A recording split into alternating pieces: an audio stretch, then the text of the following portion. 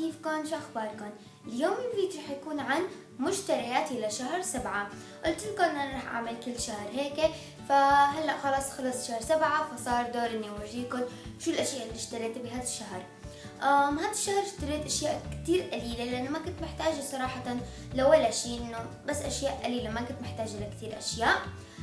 وكمان الاغراض اللي من الموقع ما حتكون ضمن هاي المشتريات. يلا نبدا. اول شيء عندنا هو هاي الشنطه تبعت فتيات القوه. هاي جبتها قبل العيد بيومين، مشان هيك ما ورجيتكم اياها مشترياتي للعيد. تاني شي اشتريته هو افرول اسود وتحته بلوزه بيضة عليها ميني ماوس. طبعا هذا اللبس هلا بالغسيل، فاذا حابين تشوفوا روحوا تفرجوا على فلوج اول يوم العيد، اذا ما شفتوه رح اترك لكم اياه بصندوق الوصف تحت. ثالث شي هو كفر الايباد الابيض، هذا اللي انتم شايفينه على الشاشه. هذا اشتريته كمان قبل العيد بيومين، ونفس الشي الافرول، يعني هذا الكفر والشنطه والافرول اشتريتهم قبل العيد بيومين. رابع شي اشتريته هو هاي الاسواره الملونه، حسيتها هيك حلوه وفيكي تلبسيها وتطلعي مع رفقاتك او تروحي على بيت رفيقتك او رايحه على اي مكان هيك على السريع، فبتكون حلوه يعني.